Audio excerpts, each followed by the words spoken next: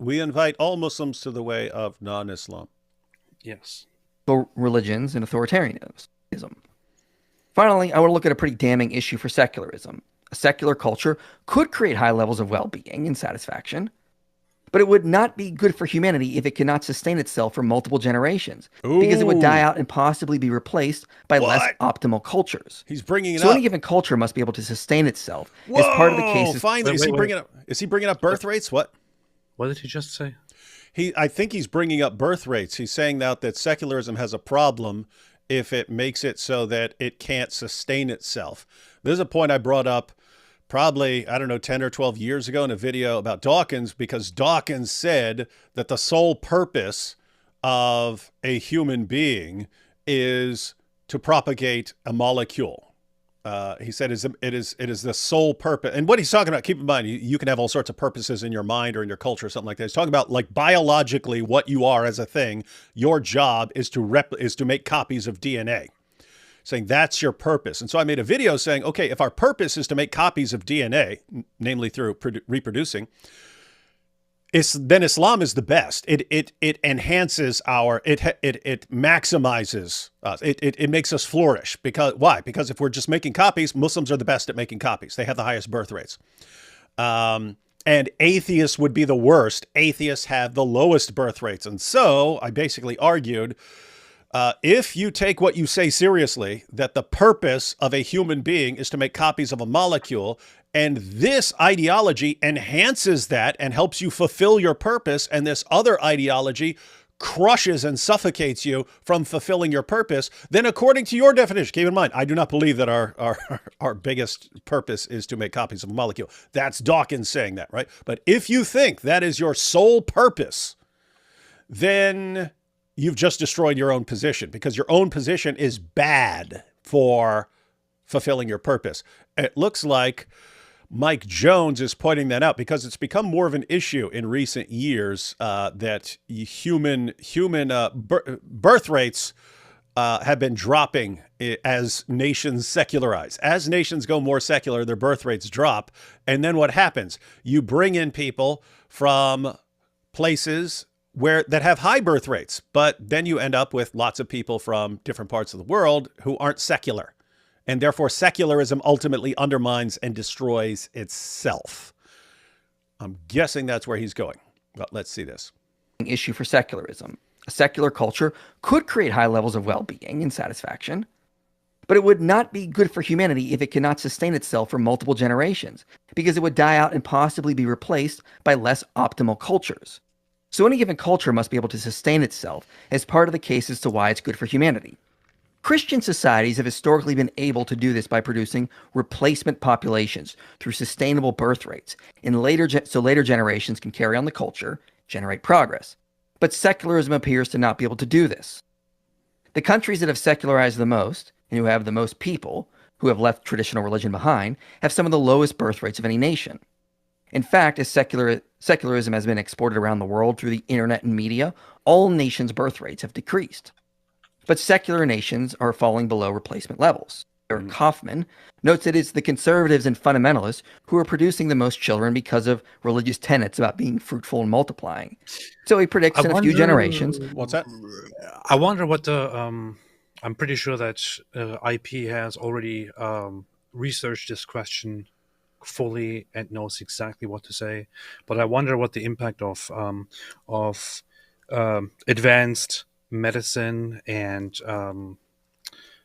general advancement, human development, and so on, how that impacts the birth rates, how much of an impact it has, what kind of a factor it is, because religion makes for higher birth rates, yes, but then higher development also, regardless of religion, lowers the birth rates, and family planning comes in and this lowers the birth rates. But how does it affect each society? How does it influence different religious societies and so on? I'm really curious.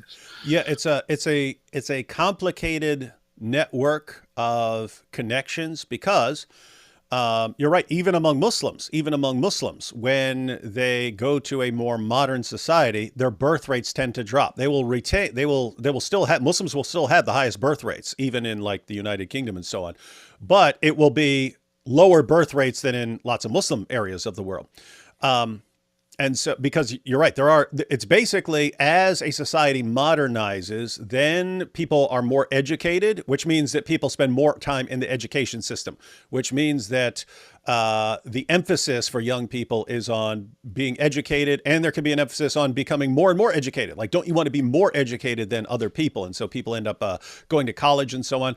And then family life kind of gets put to the side. It's like, once I finish high school, then finish college, then get my career aligned, then I'll start worrying about having kids.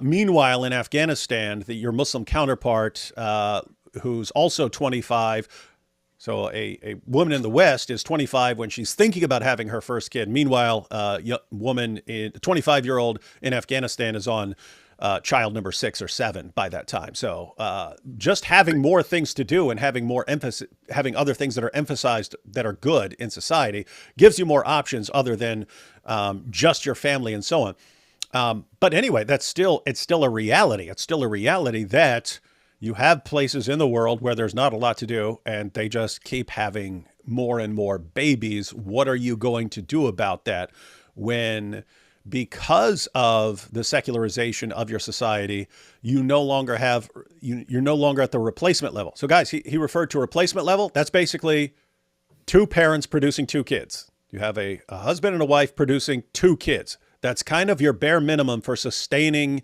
your society. You need about an average of about 2 children per 2 parents. And in other words, if you fall below that, if you're 1.8, 1.5, then your population will be declining, and you'll have fewer and fewer people. Eventually, you don't have enough people to enter the workforce to replace the workers who are dying off.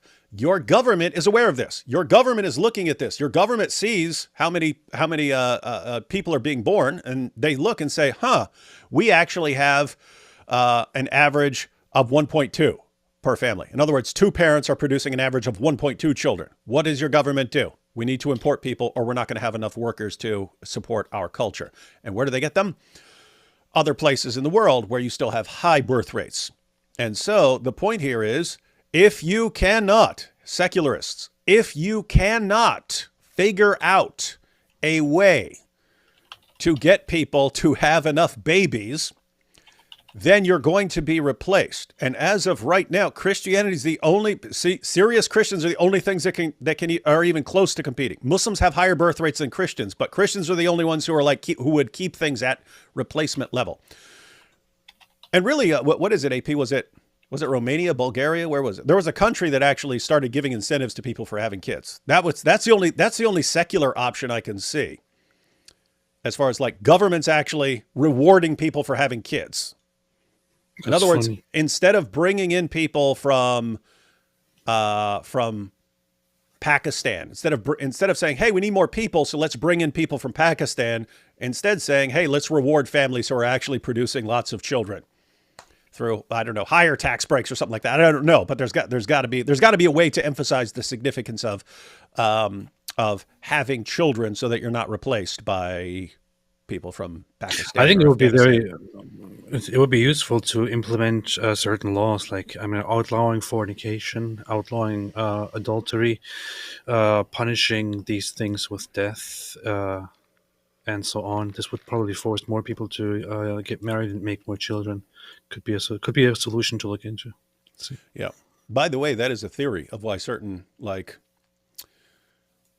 why religions that are very heavily influenced on, we are going to make families that make babies, like why those cultures actually flourish more in the world, because they're the ones having kids and passing on their ideas to their kids and so on. But it's sort of this double thing in the sense that I made a video recently about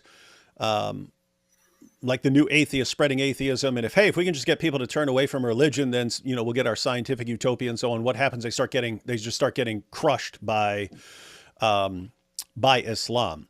And part of it is if you have a group of people saying, ha, we have been commanded by Allah Almighty to come in and subjugate you, and he's going to reward us with an eternity of deflowering virgins for our efforts to subjugate the world, people are pretty highly motivated, the ones who take that message seriously. If you take the message of atheism serious, I'm talking about the new atheism, the Richard Dawkins, we need to go out and...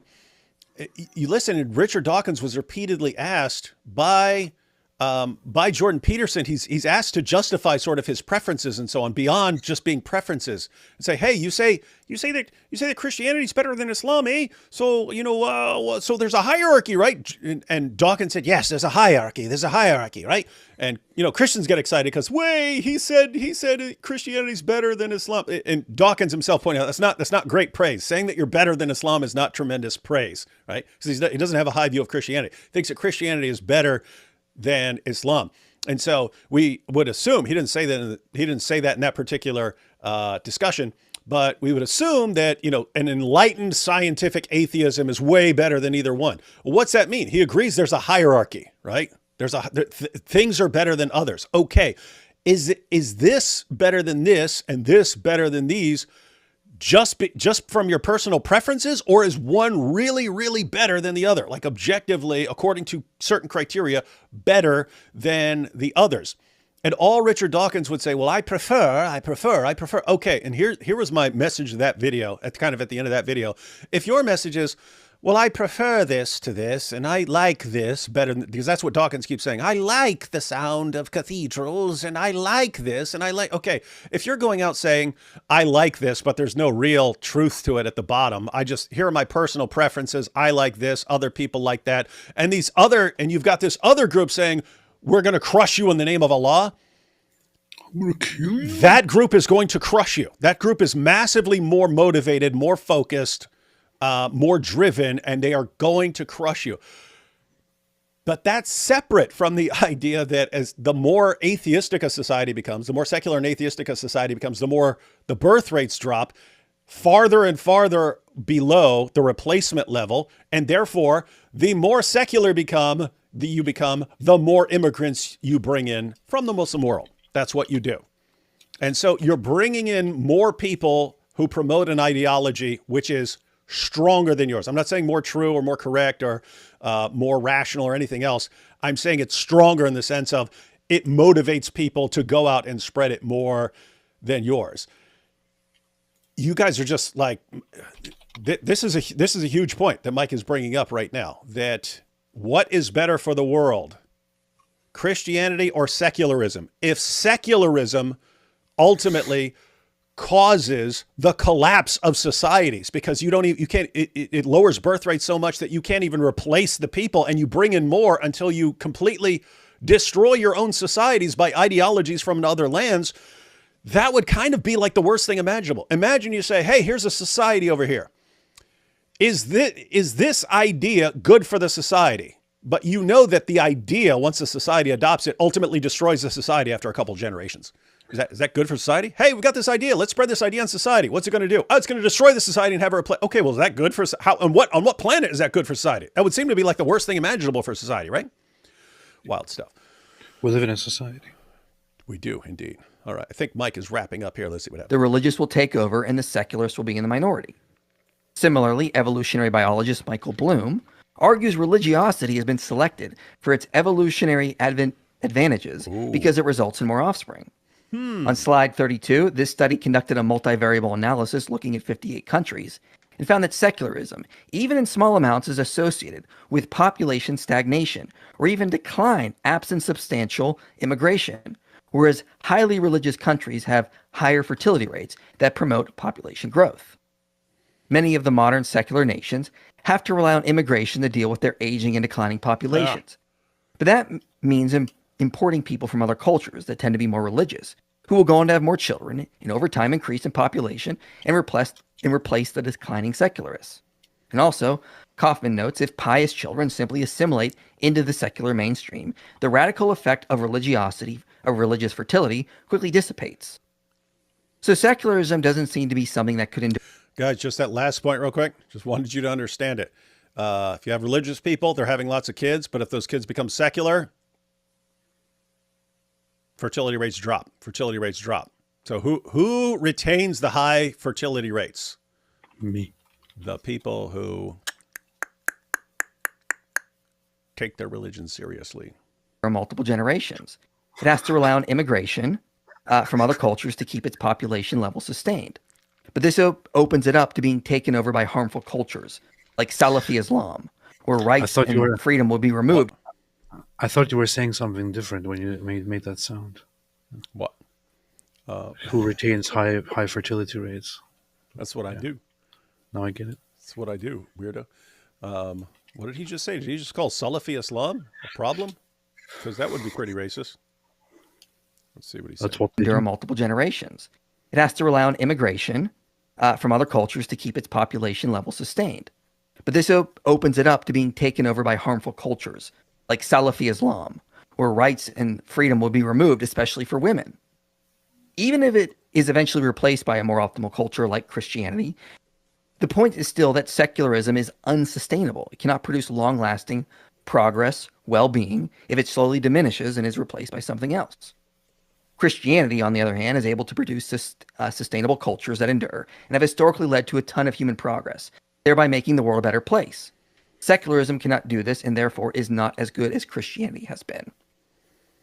Now there are many other variables we could look at, but I don't have time to cover in this opening statement. But in terms of charity work, pro-sociality, generating progress, keeping authoritarianism at bay, Christianity clearly has much better aspects than secularism.